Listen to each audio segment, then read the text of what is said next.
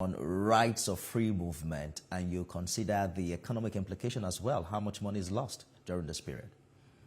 Well, in law, there's what we call doctrine of necessity. Okay. And by the implication of that doctrine, I think that doctrine was quite popular during the time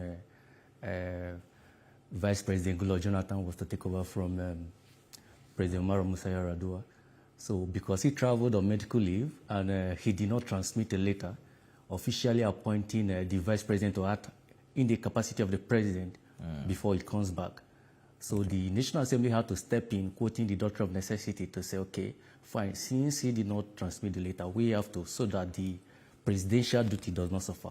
Now, that is another bit of doctrine of necessity. So when we talk about doctrine of necessity, it tampers down. It's more like doing something that necessarily illegal, but the occasion demands for it at that time. So in the election or during electoral processes or during electoral period. Just a minute, Mr. Aleke. We understand that the candidate, one of the contenders in this election, has just cast his vote. Achonu will now address the press as we look forward to hear what he thinks of the process. We've heard earlier from the governor of Bayelsa State and another candidate in Kogi State who seem to have good things to say about the INEC and its preparation for this election.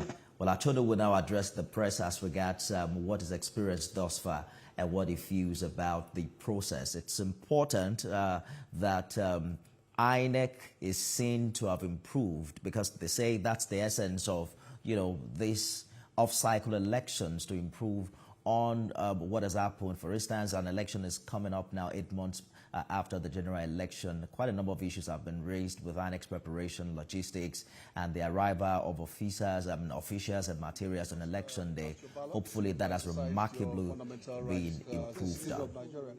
How do you feel doing that? I feel great.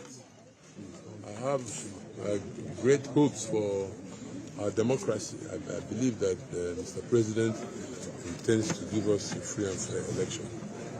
Okay, what is your opinion about the turnout? Because what's become manifest is that, what would you put it down to voter apathy?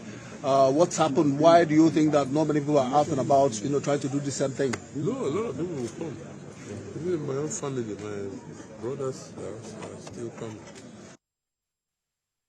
All right. Do you feel safe?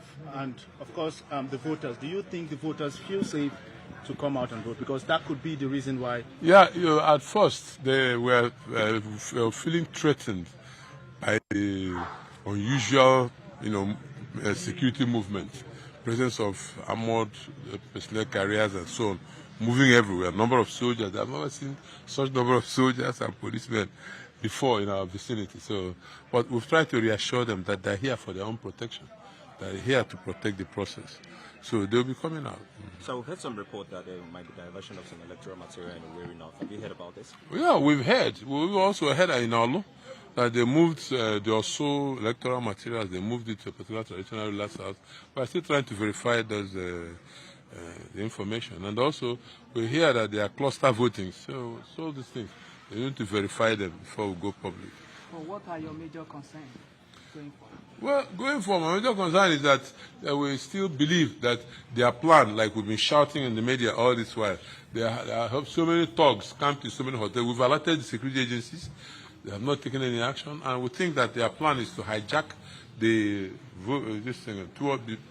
before the collation centers, and then try to insert all the results we are here that they have written. But generally, what's your impression about the conduct of INEC and what's going on so far about the election? Well, INEC, they are doing very well so far. You see, INEC will be planning their own. The bandits will be planning their own. So let's see how it works. Do you have confidence in INEC? I mean, a lot of people have, vented their anger about the outcome of the presidential election and, of course, the governorship election. Do you have confidence in INEC? Do you think INEC could redeem itself with this? I mean, I'm waiting to see. So I believe that is the right thing to do. If I was the INEC chairman, I would like to redeem myself with this election. Okay. All right. Yeah. Thank you very much. You're welcome. All right. Thank you so much, sir. Thank you.